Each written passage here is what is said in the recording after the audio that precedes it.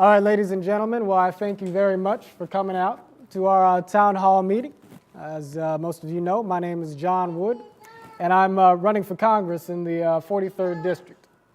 And my reasons for wanting to do so are multiple, in as much as there are many things that need to be solved in our communities.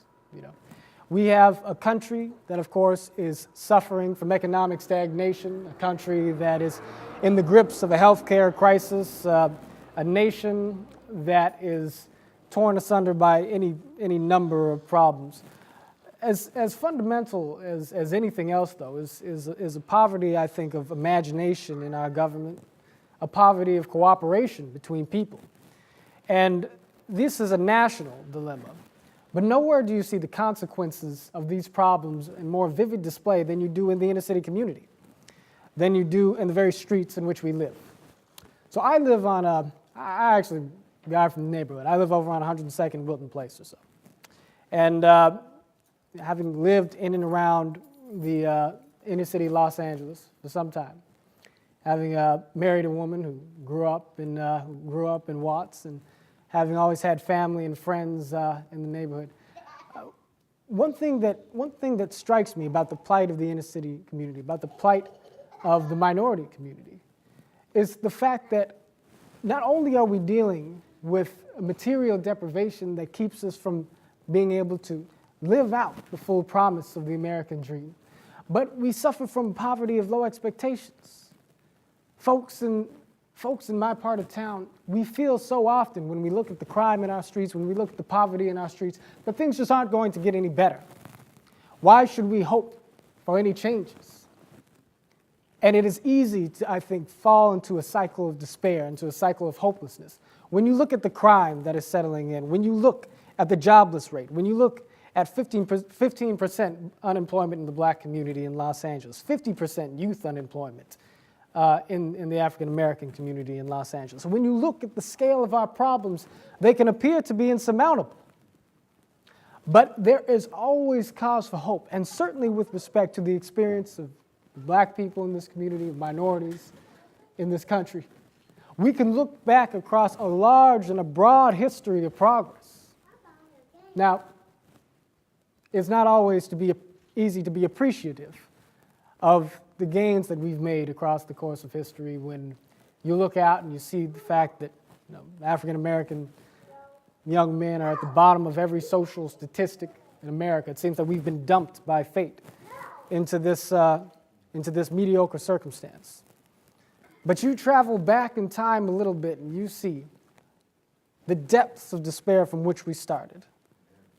From the advent of slavery, from our liberation from slavery, through Reconstruction, through the Civil Rights Movement, we have taken step after step after plodding step, finding our way to a point at which we have equality before the law, even if it's not always enacted.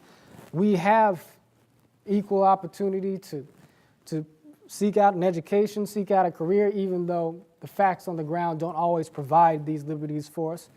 But the opportunities we have now, because of the sacrifices, because of the strides of our ancestors in the Civil Rights Movement, because of the hard work of our parents and our grandparents in the community who have come before us, they've brought us to a point now to where the minority community in America and where the African-American community and where the people of inner city Los Angeles can take a position of leadership in this nation, in this state, in this city, where we can grab a hold of our own destinies and forge a path forward to where we no longer have to accept being at the bottom of the social ladder. We no longer have to accept the mediocre state that we have inherited from history and from the world around us. The American dream is ours for the taking, but we have to find it in ourselves to overcome the many barriers that have been set in front of us and reach out and grab a hold of that opportunity.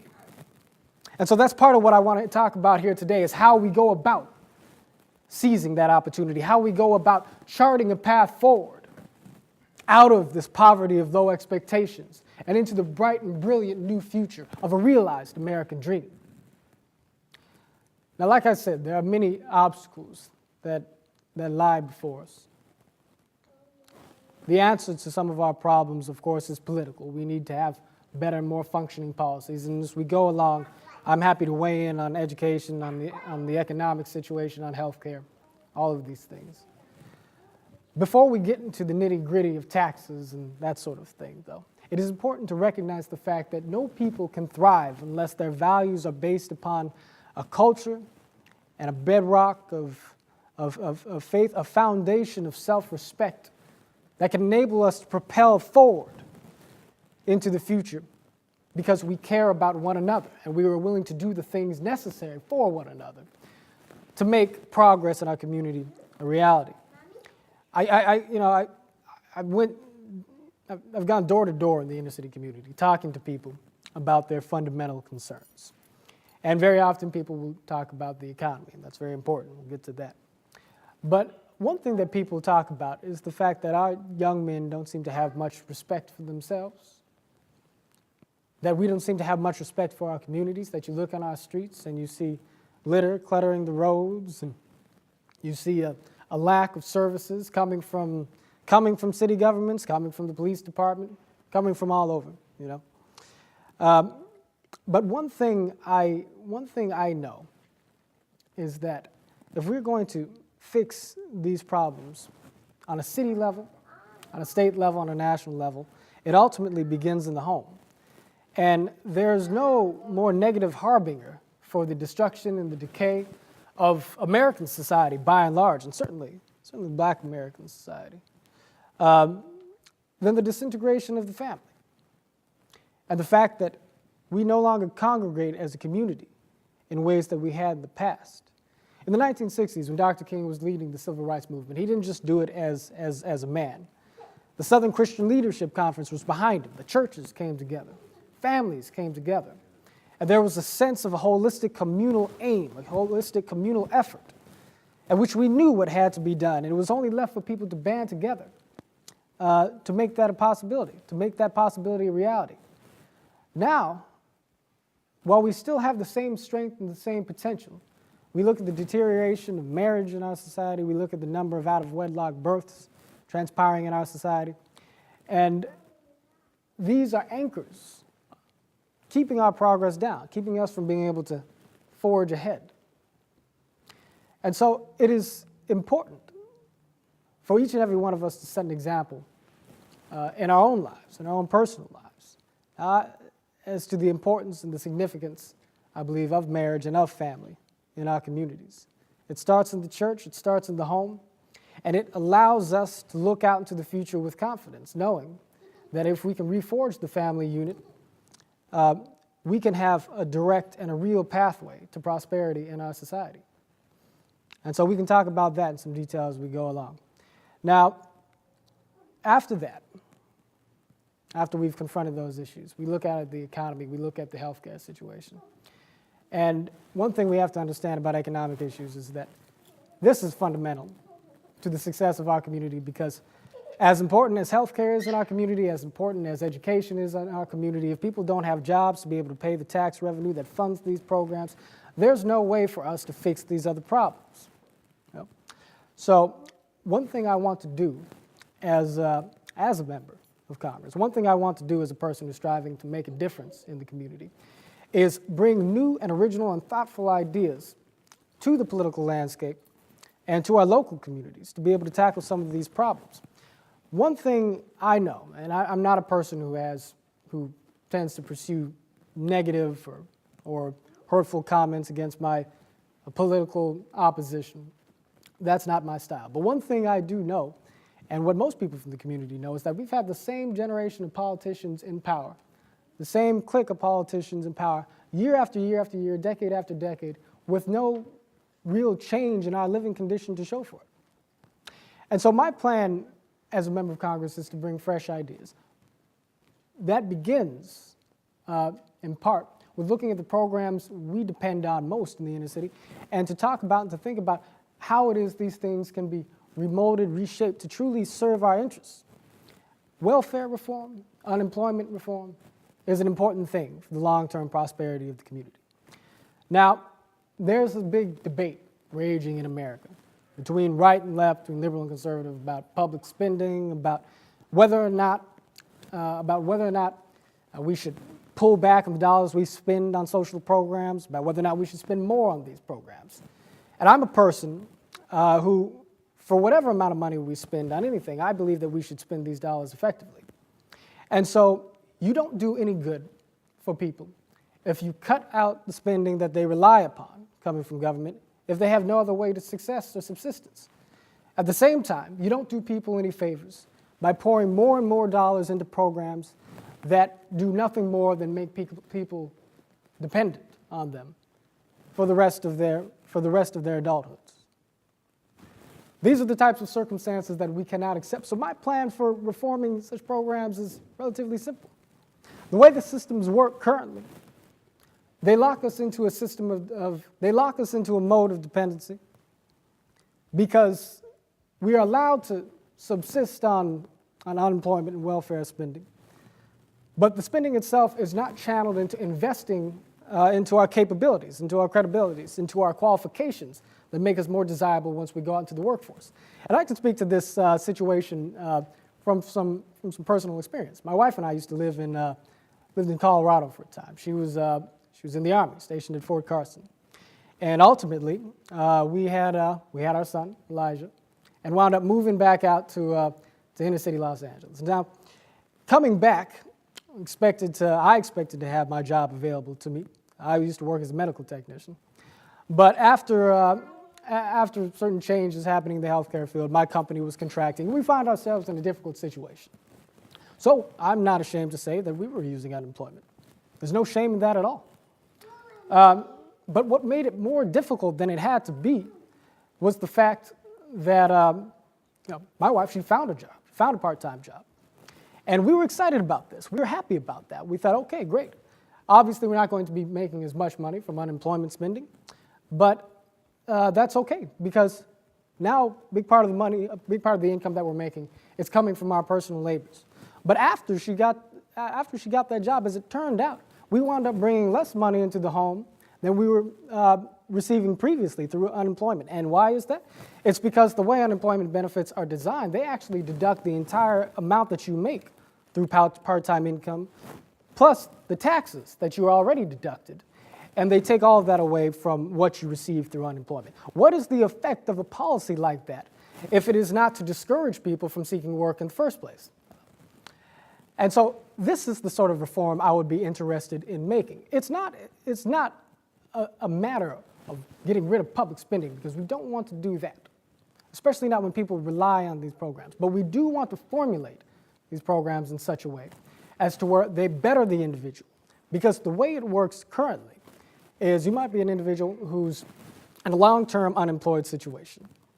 And you may be in that situation because the economy has become difficult and because you may not have all the skills or the qualifications necessary in our increasingly educationally credentialed-oriented society to be able to go out and take advantage of some of the opportunities that are there before you.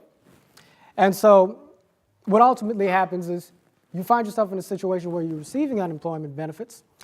They do not necessarily require you or find effective enough means to enforce any requirement that you go out and look for work in that period of time. And so this incentivizes people to receive benefits without being able to go out and find a job or without needing to go out and find a job in the short term. And so once these benefits expire, and they do expire, there comes a point where they pull the rug out from under you, then after having received benefits for 94, 99 weeks, you are less qualified to re-enter the workforce than you were before. Because now not only do you still lack whatever qualifications you may have lacked in the first place, but you have a long gap on your resume that is unappealing to employers as well. What kind of change can we make to a program like that? It's simple. Don't take away any of the money for the program. Don't take away the funding for the program, but see to it that the dollars spent on the program go into giving people access to vocational training, to trade skills, to giving you an associate's degree, to corporate training, something that would make these dollars spent more of an investment in our abilities, and our abilities to go out and carve a path for our own future, rather than simply giving us sort of a leaky life raft to keep us afloat for as long as it turns out that way. So that's one reform I would like to see initiated. Another is tax reform. Now, this is a contentious argument in our country. And you have people going back and forth about whether taxes should be higher, whether taxes should be lower. My belief is that, generally speaking, you want taxes to be lower if you're going to initiate growth in the economy. But here's a caveat, and it's something that in our contentious partisan debates we miss. I hear conservatives very frequently talking about how tax breaks for the rich will help us create jobs. I hear liberals talking very frequently about how you need to stir up demand in the economy in order to be able to create economic opportunity. But the last time I checked, you need supply and demand in order to get an economy going. And so my tax plan calls for basically three fundamental things. One, I think we need to simplify the tax code, cut middle class taxes and working class taxes. And while in my plan, I do allow for the top marginal income rate for the top income earners to remain where it's at, actually increase it a little bit to 40% from 39.6%. I also think it's important to reduce business taxes and to reduce investment taxes so people can contribute supply into the economy, while allowing people in the middle class and the working class through tax relief to be able to contribute on the demand side. This is the formula for economic growth that gets all cylinders going. And I'm happy to talk about that in more detail as well. But having said that, the thing that must be understood is this. I want to make economic progress. I want to help provide a pathway to economic progress for the inner city community. And anything I propose in Washington, D.C., while in theory I think beneficial, there's no way to be certain as one member of Congress, though I believe I would be uniquely positioned to forge consensus in Washington, D.C. over the long run. But as one member of Congress, I would not have executive authority to see to it that anything I propose gets passed immediately. I do believe the prospects for the type of reform I've just outlined are ultimately good. But I ask myself the question, what can we do in the inner city community that does not require us to wait on the slow horses of Washington? And there are things that we can do that could fundamentally transform our economic situation in these communities without having to wait on circumstances beyond our control. Now, I think to myself, what circumstances make our economic situation in the inner cities difficult? Now, we have very high unemployment rate, certainly among young people. We have, and so that's point number one. Point number two is we don't have really central industry in Inglewood, in inner city Los Angeles, the way they have the aerospace industry in Hawthorne, the way we used to have manufacturing along the Alameda corridor, or the way they have motion picture industry in Culver City. We don't have a centralized engine of commerce, and what that means is that the tax revenue that goes to city governments is low. They're not able to provide services for us, and you don't have an engine of job creation. That's number two. Number three, those of us in a situation where we're coming up to retirement, many homeowners and many residents of the inner city who've been working for a long time, don't have long-term retirement security because maybe their investments in their IRAs or their 401ks were crushed in the recent downturn, or because they're relying on Social Security, which has fundamental solvency problems. These three things taken together make for a disastrous cocktail for our economic future. But there are things we can do as a community, independent of what Washington does, to change that situation. And I, as a member of Congress, not as in my official capacity as a member of Congress, were I so to be elected, but just by being an influential citizen, might be able to provide a pathway to this sort of resurrection. So what exactly do I mean? There's certain corporations in the financial services world, particularly, wherein, unlike so many other industries, where you need a bachelor's degree or you need a degree or a certain amount of experience to come in and be able to make anything close to a meaningful long-term salary. There are certain industries, there are certain companies in the financial services community that do not require you to have any particular educational qualifications beyond being licensed as a broker in terms of one product or another. But they don't require us to have any particular credentials. What they require is that you have the ability to network with people in your community to expand your product line, to expand your sales force. Companies like Transamerica Financial or First Federal, there are a number of companies that have this model, that have diversified their sales force. And so what I recognize is this. You have these industries that have a very open door policy to people coming in, just so long as they have the ability to network and to present the product. What if you were to take advantage, as a local community, what if you were to take advantage and go into negotiation with a firm like this? Firms that are providing retirement accounts, investment accounts, and packages that provide a rate of return on them that beats inflation, that's better than parking your money in a savings account. What if we as a people were to set up something of a private sector scholarship, if you will, where civic leaders, political leaders, religious, community leaders in the community banded together? We put a process in place where we take our most aspiring and our most disciplined young people coming out of the high schools, coming out of the colleges, get them licensed, get them trained, and set them up with individuals who are in a retirement situation or near retirement situation, who have perhaps no long-term strategy to grow their wealth into retirement, into long-term retirement security, and set up a situation where we as a community network between the older generation that is on the verge of retirement, the younger generation that is looking for long-term careers, allow our young people to provide these services, these financial services, to our older people, to those who are retiring, thus ensuring that the younger generation has an avenue into new careers that provide a real long-term living and sustainable income, that our older generation has a strategy, have vehicles and products available to ensure their long-term retirement security, and that our communities as a whole are able in this way to develop long-term engines of commerce, to be able to provide the sort of employment opportunities, to be able to provide the sort of tax revenue that would enable our local governments and our local economies to thrive on every level. To pursue a strategy like this, we don't need the permission of Washington, D.C. We don't need the president's approval. We don't need the Congress's approval. If I were a member of Congress, it would be easier for me to leverage and to help establish connections, but I wouldn't have to sign any bills. I wouldn't have to propose anything on the House floor.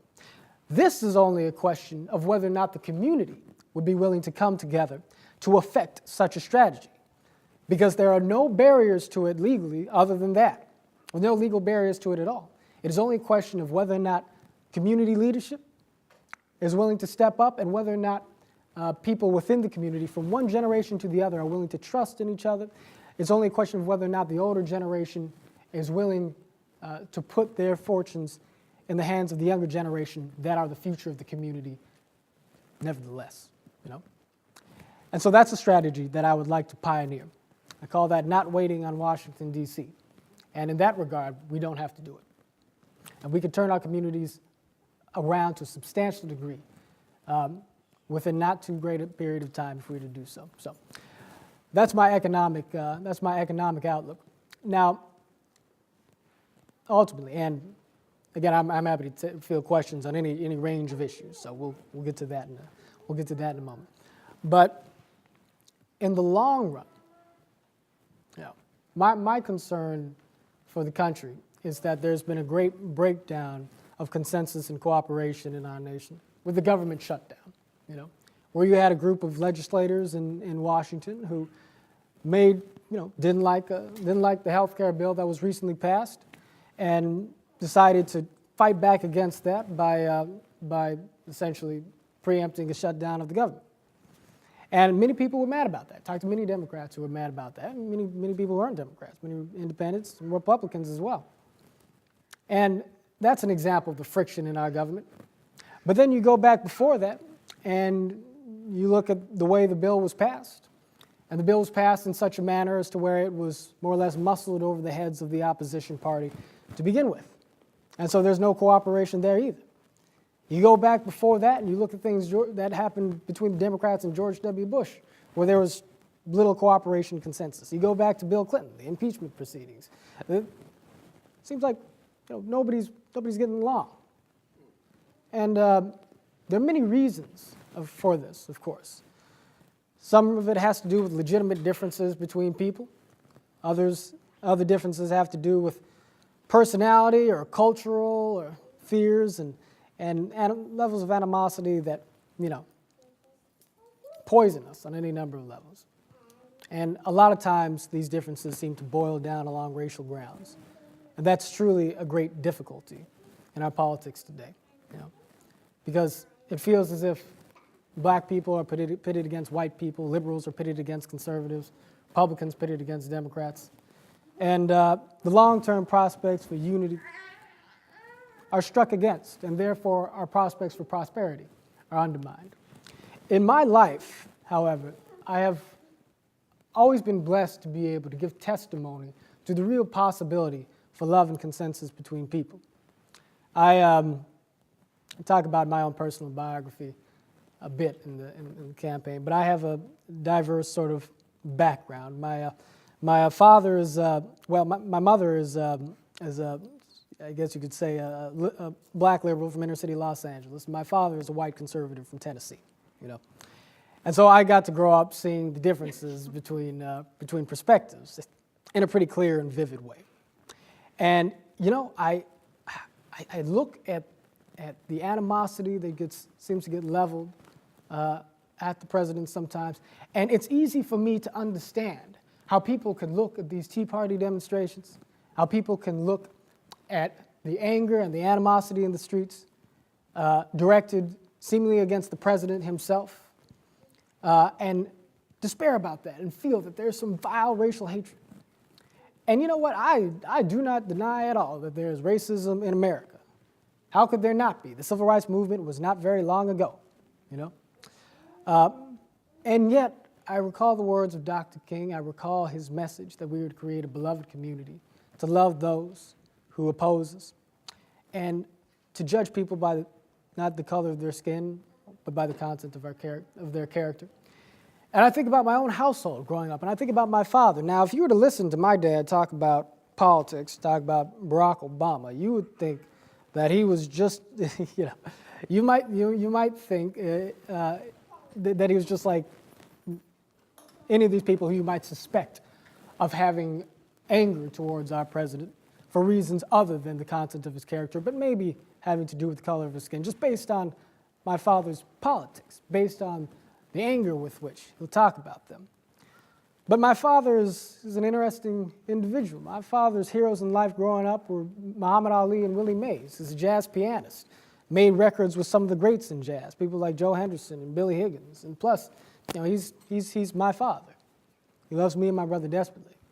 I don't say this to suggest that, again, that there is not racism at play. But it is important for us to look at each other as individuals, to look at each other as human beings. Because while I would never diminish the effect that racism has on a society currently, and certainly never diminish or disparage or minimize the negative impact that racism has had on our society historically, going back to the very foundation of the black experience in this country, I nevertheless know that black people and white people do have cause to love each other. They do have cause to work together. That white people have fought for civil rights for a very long time as well, even as other white people oppose them. At the end of the day, we do not make progress in America in small pockets. It happens broadly speaking. It has to happen that way. Anything that we do that is beneficial to the black community will help America as a whole in time. And that's why America ought to be very interested, ought to be vitally interested in the progress of the black community and of the minority community.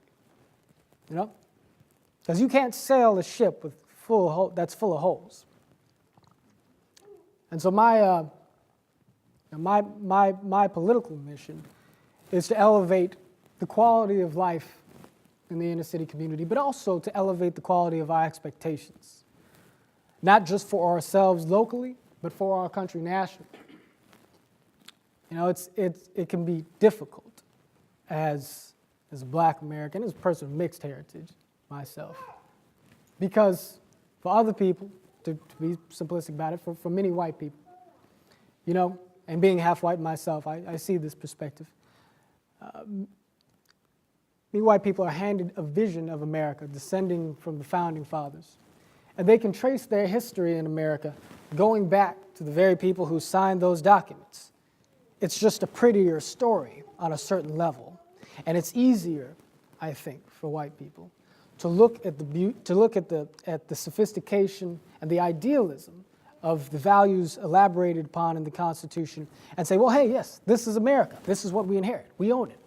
For black people, we always have it in our minds that we were brought here against our will, that even when we were liberated, we were dumped into wretched poverty, subject to terrorism, such as the rest of the nation has only more recently seemed to come into acquaintance with. Well, we've been victims of terrorism for hundreds of years.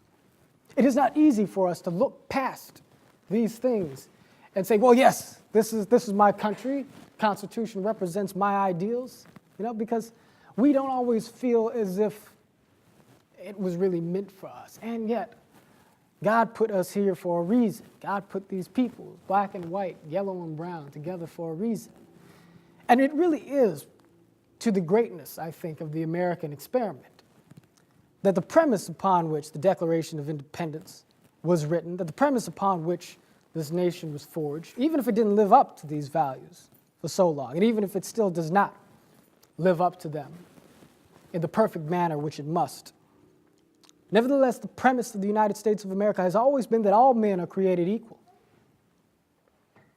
And so I do not expect that I, as an African American, other minorities, and other black people will have quite the same historical relationship to these founding American ideals as other people, because our experience has been different.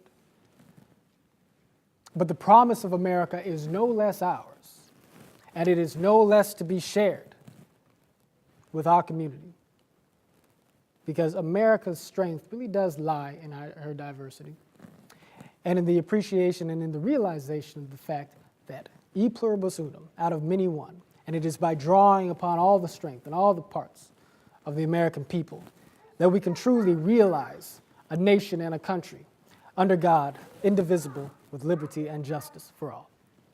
Thank you very much. And with that, I'll take any questions.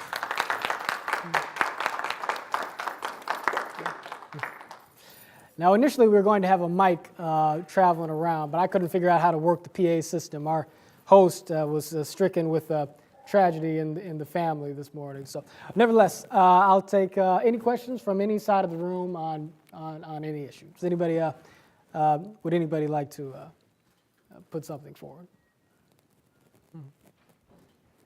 Yes. What is going to be the very first thing you do for this community when you are elected? The very first thing. Right. The first thing I'll do, because I think it's the thing that I can do that will pay most immediate dividends, is to begin. Of course, I'll do as much as I can to lay the foundation for this during the course of the campaign. But if I'm elected, the first thing I want to do is to begin setting up meetings between these financial services firms and community leaders and get the ball rolling on a project like this and see if we can't spark community interest in an economic strategy that does not require us to wait for the uncertain passage of any one bill or another. So that would be an immediate focus and concern of mine. But as far as in a legislative capacity, of course, it's important to, I don't know exactly what the political landscape will look like once I get there. But if it looks anything like it does now, if the economy hasn't turned around by then, which I can assure you it's most likely not to, then I will put forward a tax reform package and try and establish some common ground between the two sides with respect to that. The most important thing I can do, now, first of all, let me just say, my approach to policy is pragmatic. I do believe that taxes ought to be lowered as a general rule, business taxes as well as working and middle class taxes. But I would never propose any legislation that would not seem to have some fundamental appeal to both sides. And that's why I say conservatives always emphasize supply in the economy. Liberals very often emphasize demand, but you need both. And so my package will highlight both of these things and try and forge a level of consensus between the two sides to be able to get those through. But on a cultural level, because this is vitally important to me, I want to change the culture in Washington. That's been said over and over and over again, I know. But to do that, I think that it's important, and this has nothing to do with passing any individual bill, but one thing I'll make very clear immediately is that I am not afraid to challenge the Republican Party, and I'm not afraid to challenge the Democratic Party for not working together. And so, to answer your question, yes, I would pursue this financial services cooperation on a communal level. I would propose tax reform and fiscal reform in the United States House of Representatives. But from day one, I would make it clear that it is not about party. It's very necessary for me to do that, in part because I am a Republican myself. But I'm not the type of Republican who cares anything about winning for the sake of the Republican Party. My aim and my goal is always going to be for the progress of the community, you know? And I will have a certain amount of leverage to be an independent, to be an independent thinker going into Congress, simply because if I were elected, I would be historical. But I would actually be the first black Republican to represent a black and minority district since Reconstruction. You know? What that means would be that the Republican Party could not tell me what to do on any issue. They would never be able to send a primary opponent out to challenge me, to pull me to the right. And the Democratic Party wouldn't be able to tell me what to do because I'm not a Democrat. I would have leeway to be able to expand the conversation and to bring an amount of leverage to the African American community and to the minority community generally, but certainly to the black community, that is not presently available. Because we're in an interesting, pardon me, this goes off your point a little bit, but I do want to make this point quickly. We are in a uniquely disadvantaged position as black Americans in this country because we are wholly concentrated almost in one political party. Now, it's not my intention to go telling anybody they need to be a Democrat or need to be a Republican or an independent. That's not the point. I don't really care about that.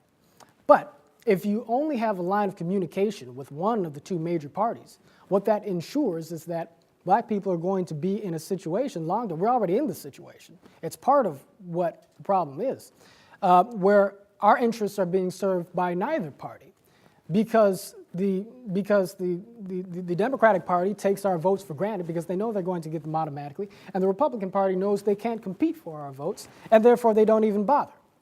They propose legislation without the interests of the black community in mind, and the Democratic Party pays no particular attention to our problems, and I'm generalizing, but to our particular and unique struggles because their energy, strategically speaking, is better spent campaigning in other places.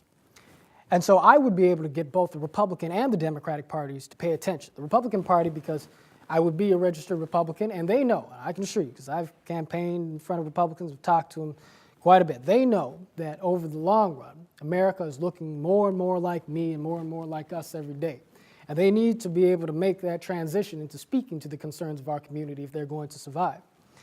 They know that, and so I would have leverage with the Republican Party. The Democratic Party would see that black people and minorities are willing to listen to all sides of an argument and to engage with the competition. Therefore, Democratic politicians better work and truly earn the support that they've erstwhile taken for granted from the black community.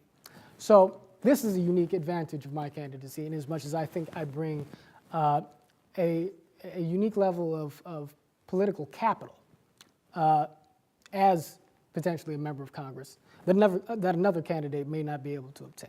So, okay. Let's see. Any other questions? Question about Yes, sir.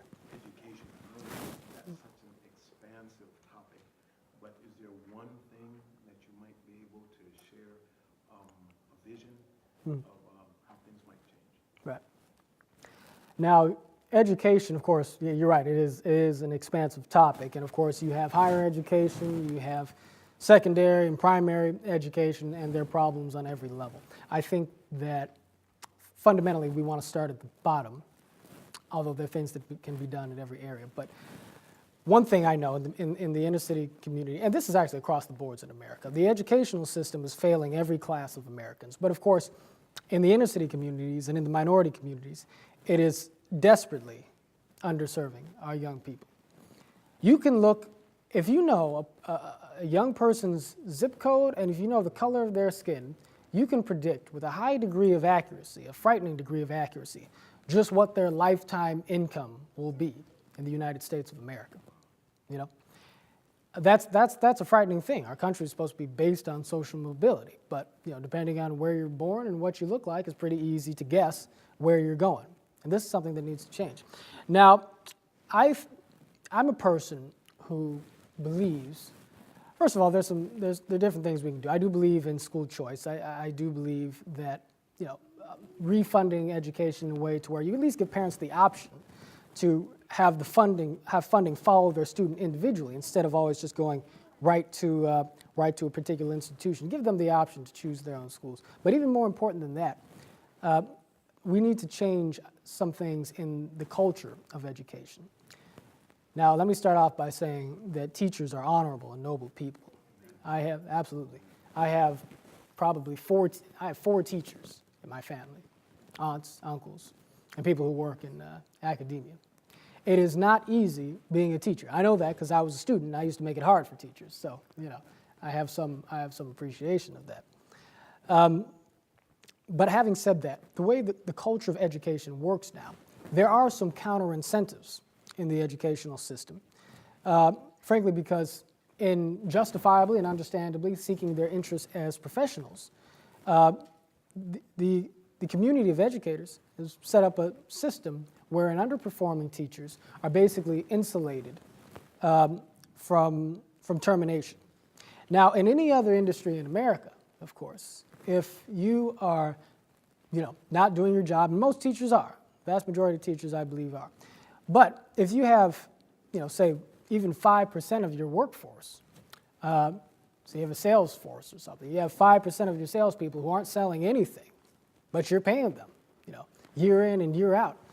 That could drag your company from profitability to unprofitability very easily. You can go from black to red just like that if you have that many people working for you who you can't replace. Well, that's essentially the circumstance in our educational system, And I've seen studies that have indicated that if you just remove the bottom 5% of performers in terms of educators, you would increase the quality of performance among students by double that,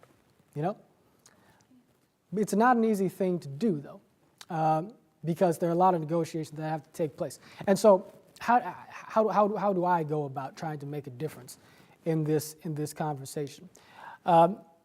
There's a big focus on by many people on performance standards. I do believe in performance standards for teachers. I do believe that teachers ought to be evaluated on the basis of how their students perform. But a lot of people in the teachers union make a good point. They say that not every teacher is in the same situation. It's not necessarily as easy a thing to teach a student who is, perhaps near to the part of town where I live in, where he's got a terribly difficult home life, where he doesn't have somebody, dropping him off safely to school every day, where he has to go through all sorts of obstacles getting to school, coming home from school, where he has to worry about his security, where he has a tumultuous home life. It's not going to be as easy to be able to facilitate that young person's education as it's going to be for a person who's in a dramatically better circumstance. And I'll say very quickly, I graduated from Taft High School in Woodland Hills, which is LAUSD. And I went to school with two dramatically different groups of students.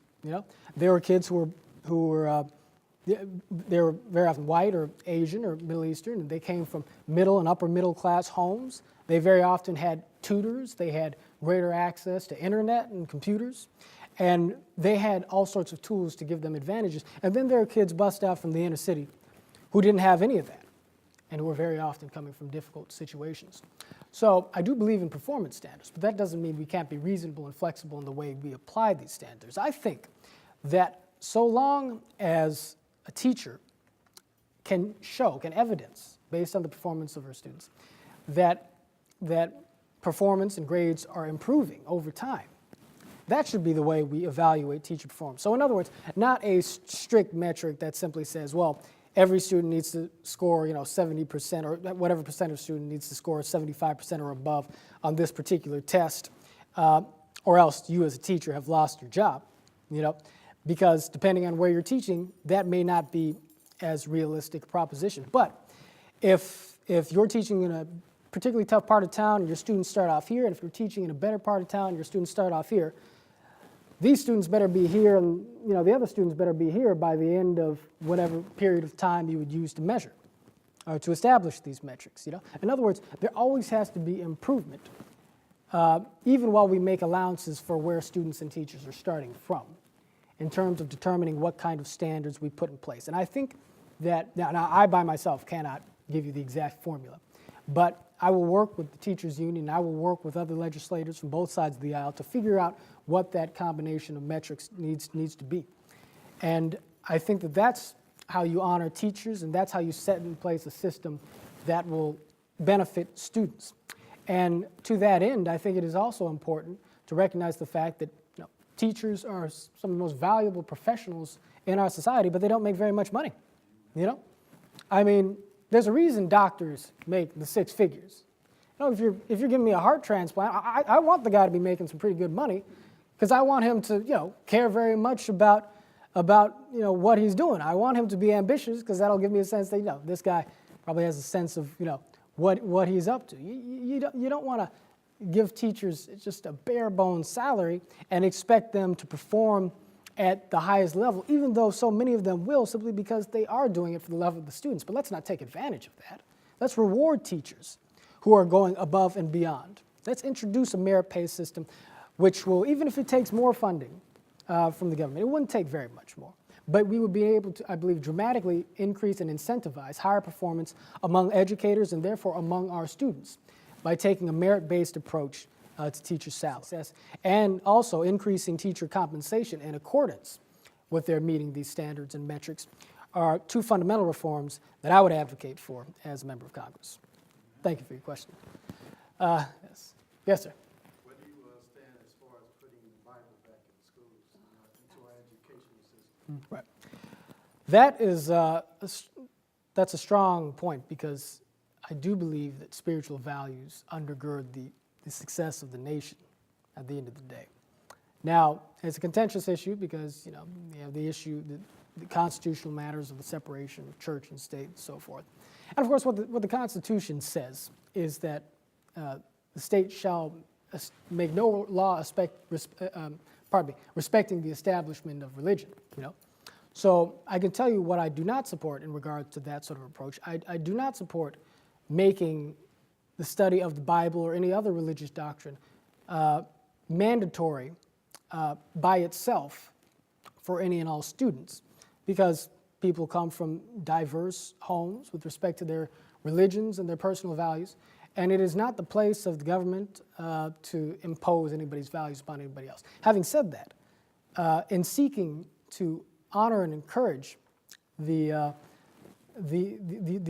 growth and the development, I think, of our moral and our spiritual values, I do believe that every student in our educational system should be acquainted with and become educated with the various religious texts and documents that are the backbone of American society and global society by and large. So what I would advocate, and now how this is implemented is a different question, I can get to that, but what I would advocate in one form or another is a system that says that just as we all have to take math, just as we all have to take science, let's also introduce courses that focus on morality and ethics, and even from a spiritual perspective. So, once students perhaps hit 8th or 9th grade or so, whatever age might be deemed by the authorities as most beneficial to this, let's make sure they have a class where they become familiarized with the Bible, with the Bhagavad Gita, with the Quran, with the Talmud, with these different documents and texts. And once they've, with the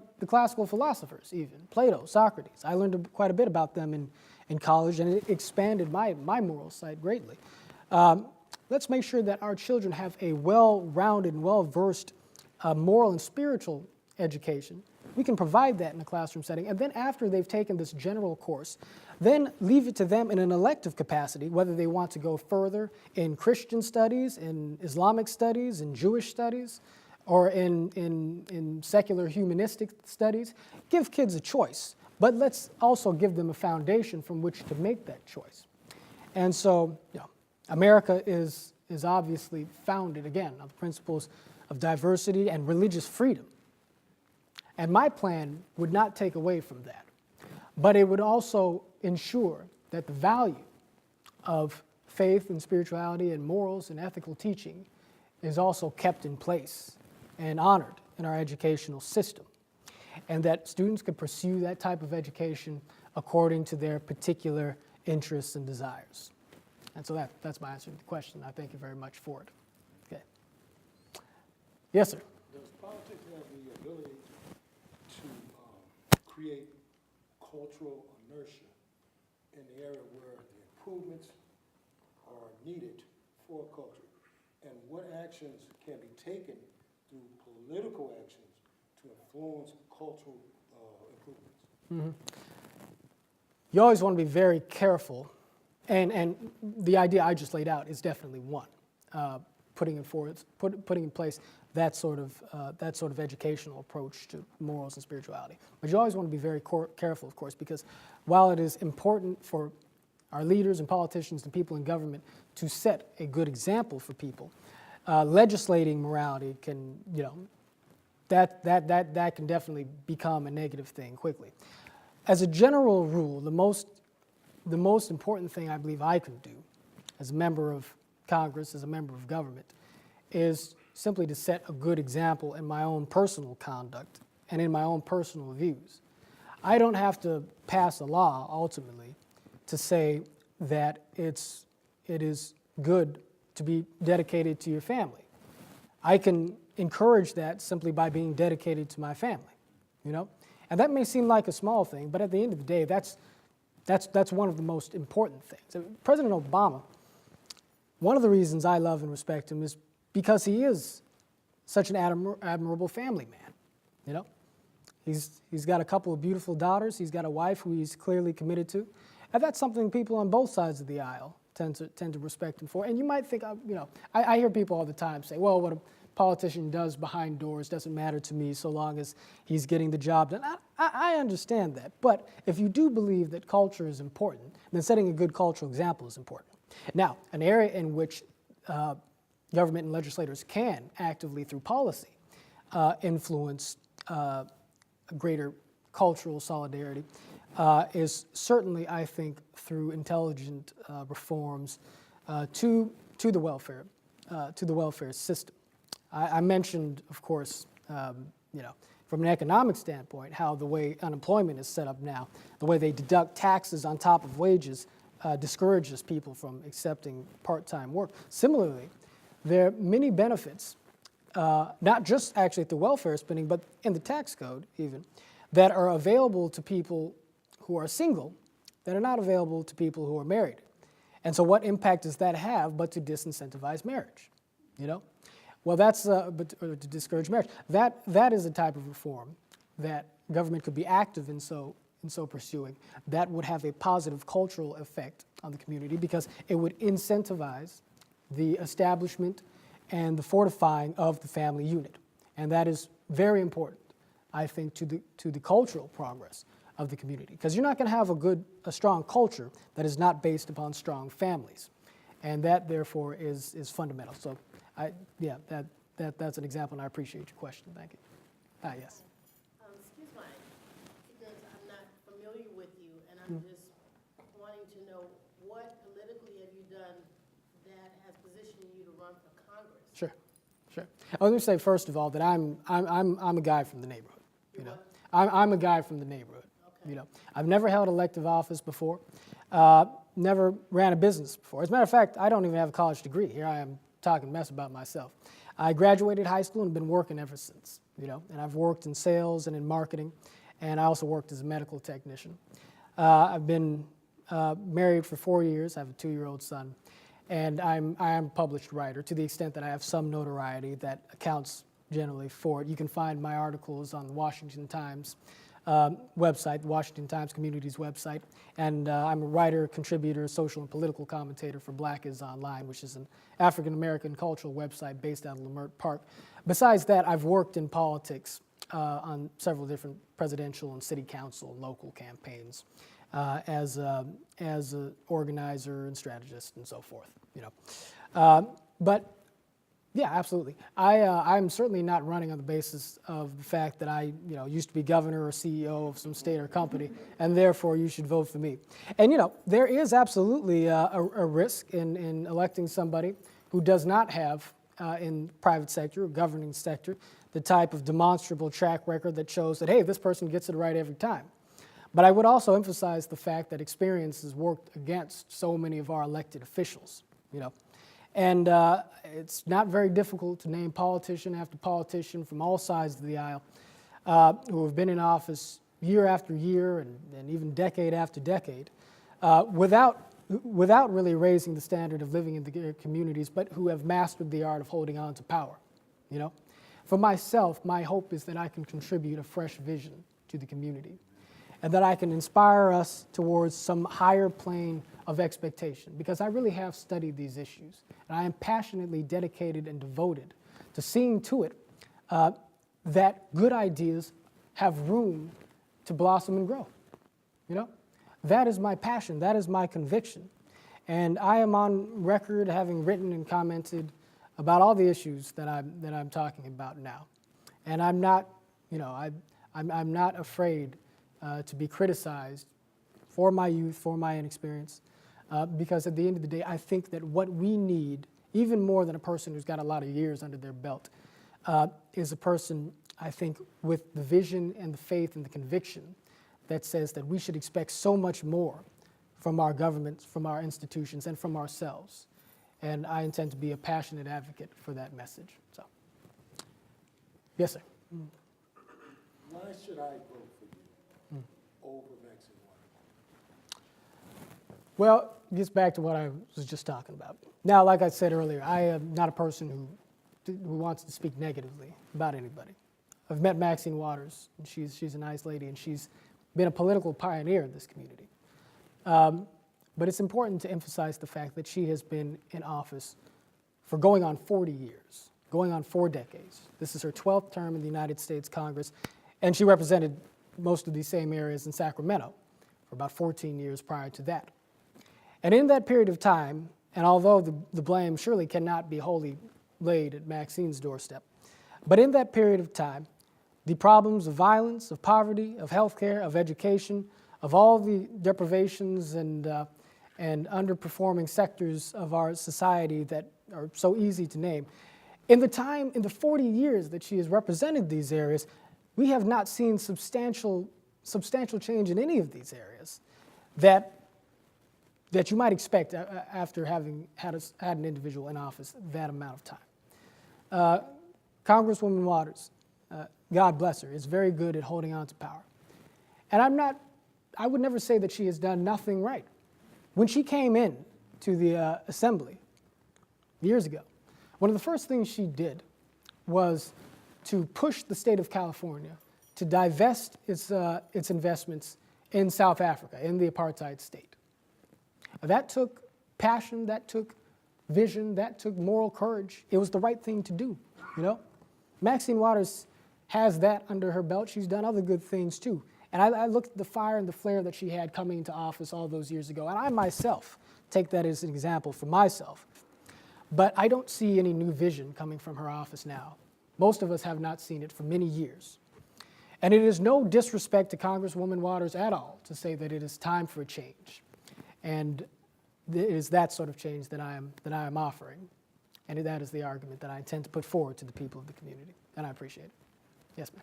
I was wondering why Republicans opposed a Democrat or independent or Green Party or Right. Liberal, you know, Sure. why? Well, right. There are a couple of points to that. One of them is the point I made earlier about the fact that just from a legislative standpoint, I can do so much more good for the black community as a Republican than as a Democrat.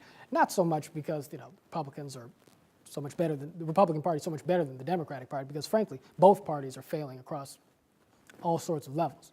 But because of the fact that as a black Republican representing, and this is key, representing a black and minority district, I would have a level of leverage over the Republican Party and over the Democratic Party that no other member of Congress could possibly have, because in representing a constituency that is very largely Democrat and minority Democrat, the Republican Party could not tell me what to do on just about anything. Right, they couldn't tell me what to do on anything. And the Democratic Party couldn't tell me what to do and couldn't withhold their resources from me because I wouldn't be getting anything from them anyway. I wouldn't be a Democrat. It would position me perfectly to be able to act as a go-between between both parties while still having the resources of a major party to help me affect that Running for sort of Congress, have you negotiation. always been a Republican, or were you? No, I was a Democrat for a long time, and ultimately became an independent because, I mean, to be frank with you, I got to a point where I just didn't believe in political parties anymore. And to tell you the truth, in an ideal world, I do not think there would be political parties. George Washington didn't believe in political parties. You know, John Adams at one point said that ideology is a systematic way for people to go wrong with confidence. He also said ideology is, that's right, he also said ideology is the science of idiots, in a less poetic moment, I guess. And I agree with those sentiments, but what I realized is that, you know, I'm a person who wants to affect and establish change. And if it's more effective for me to try and do so from the inside of the castle as opposed to just throwing pebbles from the outside, then that's what I'm going to do. I'm going to march into the castle and work from the inside out. I have no problem doing that. And, you know, in terms of my values and convictions, I'm pretty evenly split in a lot of ways. I mean, on economic matters, I do tend to be more conservative, although I will, with the caveat that I'm not a person who seeks to gut public spending, certainly as it applies to the types of programs that are fundamental, I think, to the current welfare of our community. We just need to make sure that these programs are applied in such a way as to where they diminish themselves naturally by actually working and transitioning people from dependence into independence. And so that's how you cut public spending, not by just taking a hatchet to it, but by making sure the programs are doing what they were designed to do. You know, but on economic issues, I'm definitely more conservative. On civil liberties issues and civil rights issues, I'm progressive in many senses.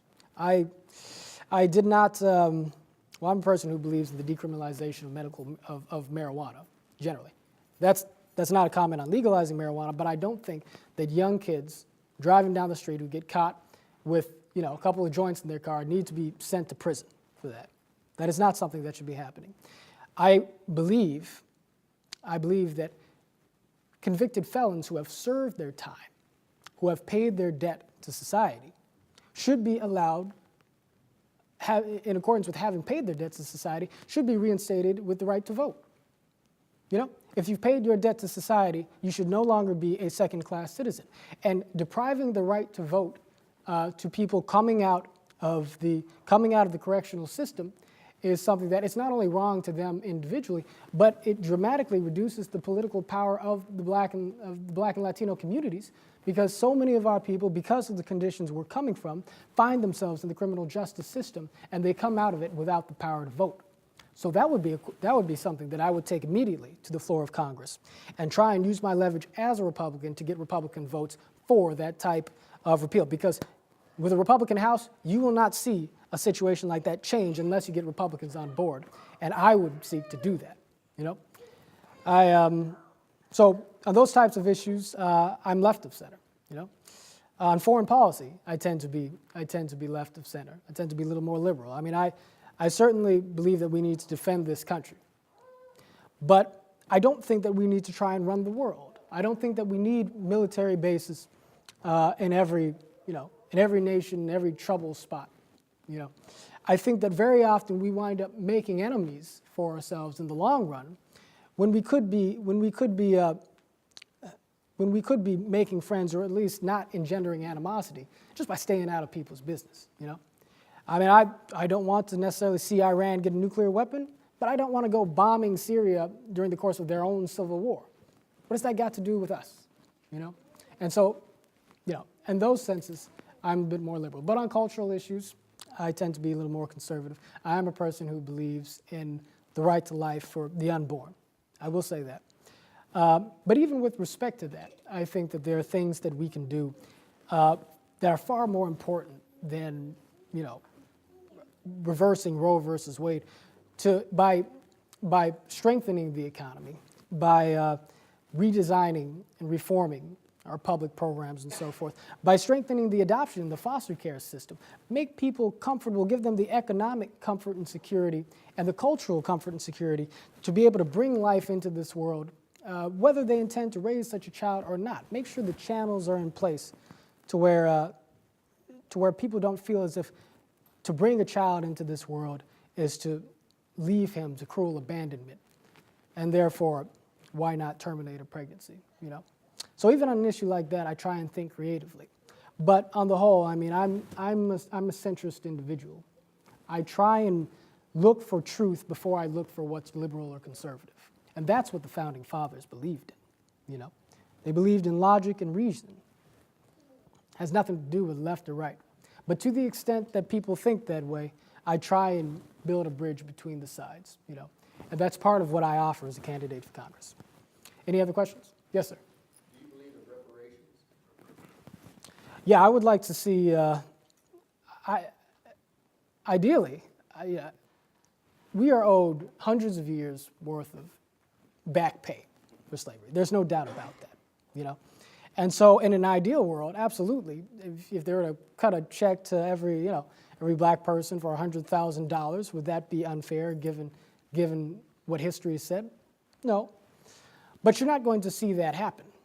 And the economy can't afford to write a $100,000 check to every African American. This is just reality.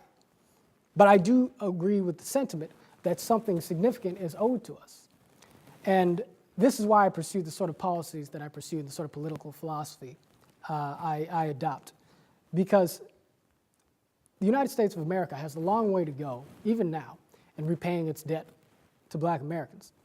And so there needs to be some conscientious focus on the effects of the welfare state, redesigning it to where it actually benefits our community in terms of enabling social mobility. There needs to be a conscientious focus, I think, on the effects of illegal immigration in our community. And I don't say that to be divisive, because this country is for black and brown alike. But if we don't secure the border, we continue to sap from the long-term financial opportunities and economic opportunities of native-born blacks and Latinos alike, you know? The United States of America has some obligation to look out for the welfare of its citizens, and certainly for black Americans who have been in a disadvantaged position historically, going back a very long time, you know? Now, I could go to the floor of the United States House of Representatives and put forward a bill saying every African American should get some monetary sum in compensation for slavery. It wouldn't go anywhere, and it would obliterate a lot of my credibility with people in Congress as a realistic political player, you know? There wouldn't be any point to it. But if I pursue the types of policies that genuinely will hold the United States of America and each political party to account for the ways they treat African Americans, for the impact that their policies have on the black community, then I can help push this country quite a bit quicker along the path of making up for the historical inequities that have visited themselves upon black people. I appreciate the question. Thank you. All right. Well, you're hitting your limit, brother, but no. Obamacare, Yes, sir. affordable health care. Mm-hmm. Right.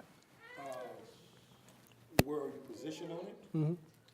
What would be your total perspective on it? And your feelings outside of the discrepancies that they had with the website, but the total Right. picture of where Obama. The legislation itself, right. It's a mixed bag. The Affordable Care Act does some good things, and so let's highlight the good things that it does. It ensures that people with pre-existing conditions, I have good friends in this circumstance, are able to get access to health care and health insurance. That is a vitally important thing, you know, because you had people in that position who were not able to access care before. And so that is a positive. It provides a network of subsidies that enable people who are lower in the income scale to be able to purchase health insurance. That is important and a positive development because health insurance is so expensive. You know? The Affordable Care Act has succeeded in pushing us a little bit further towards what I believe is the legitimate goal of establishing universal health care in America. And for that, I'm thankful. The problem is that health insurance premiums are still much too high. And one of the effects of the Affordable Care Act thus far has probably been to make premiums rise even more quickly than they were before, in part because of the new benefit mandates that are placed upon insurance products in the healthcare exchanges.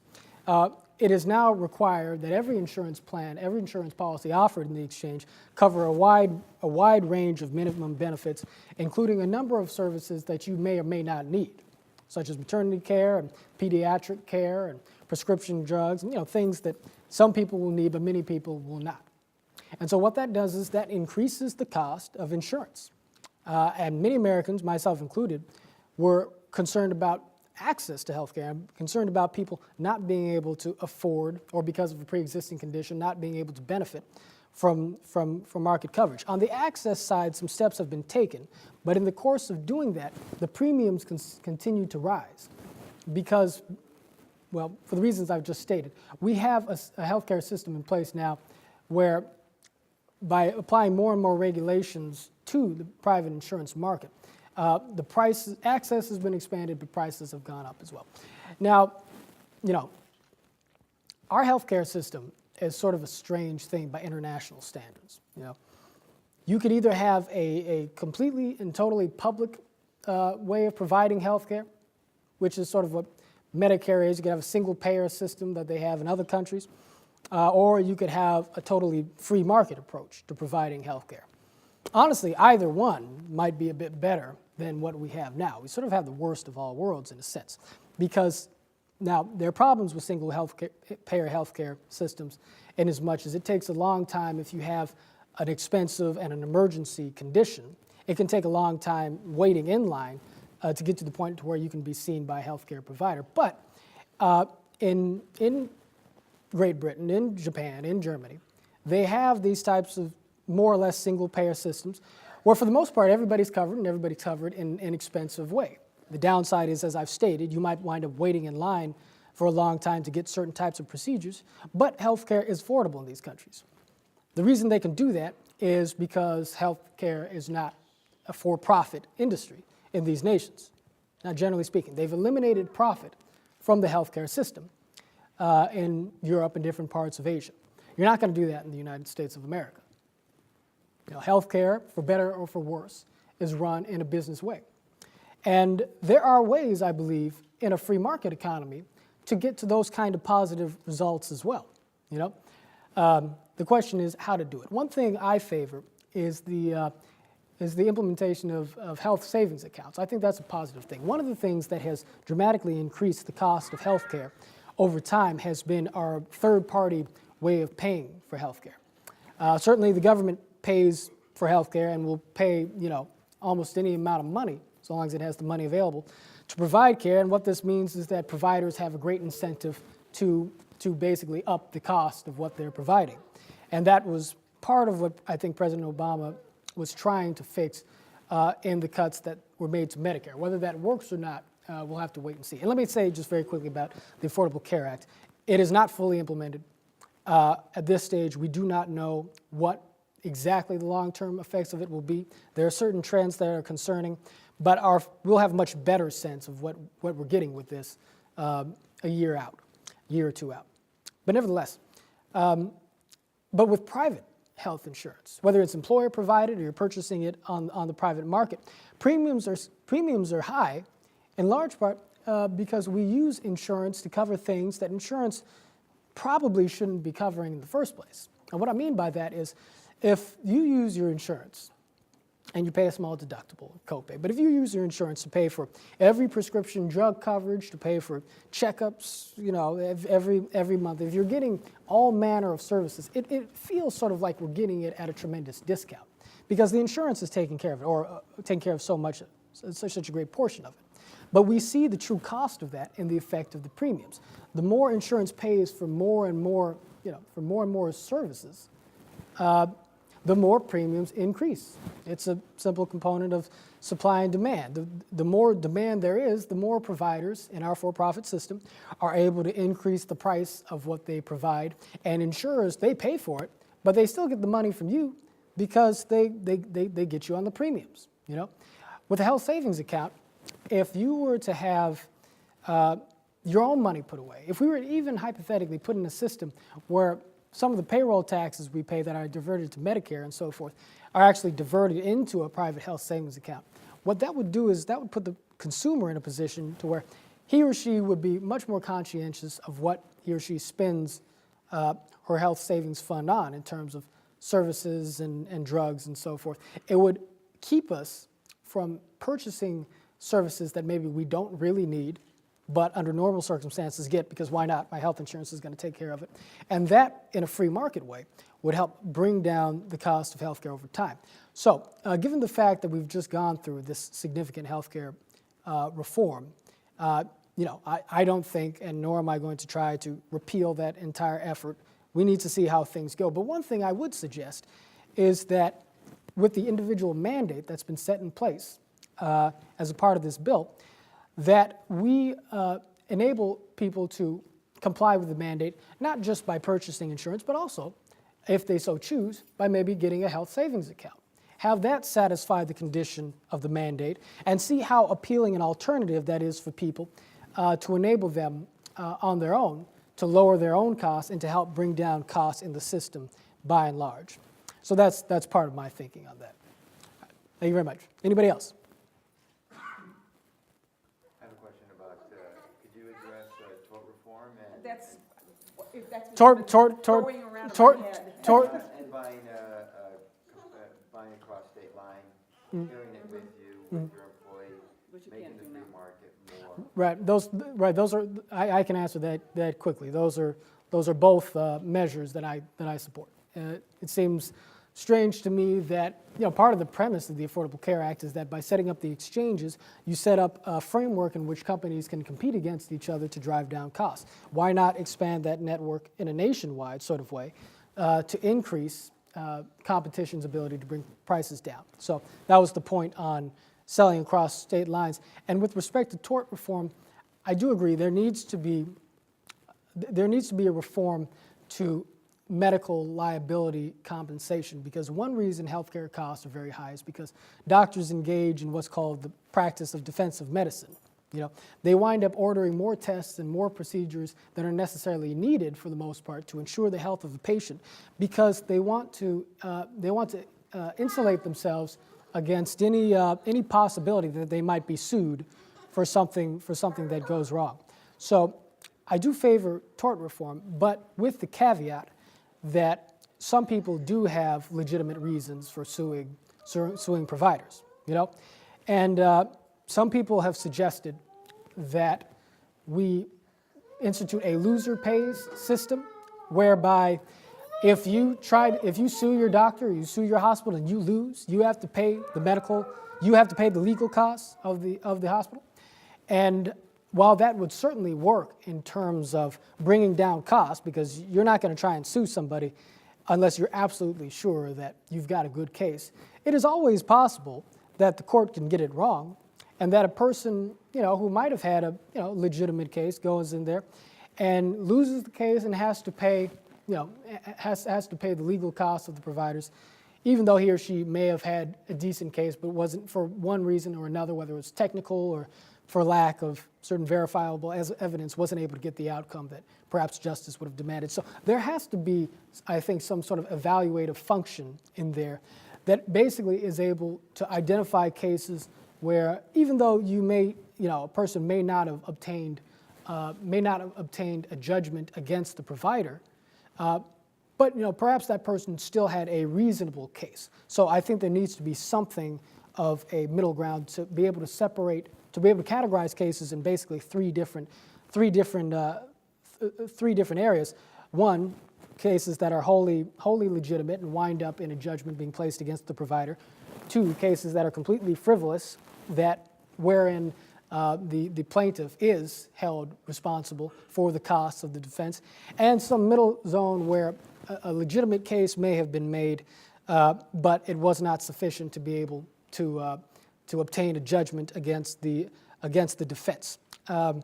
And implementing a thing like that would be complex, because you would have to have various standards and measurements to be able to identify those types of cases. And so I couldn't provide to you all the details of what that would look like now, but I will be consulting with the experts, I can assure you. And I think that that's ultimately the framework of how tort reform will and needs to evolve if we're going to both protect doctors and consumers and bring down costs for everybody. Okay. All right. Well, ladies and gentlemen, I appreciate very much you coming out to listen to me. I am humbled by your presence, and I will be around here for a little while talking to people individually and taking any comments or questions off camera. But I appreciate you so much. God bless you. And remember, we really can make a positive change in America, in our communities here. And I think we've taken a small step towards doing so today. God bless you and thank you.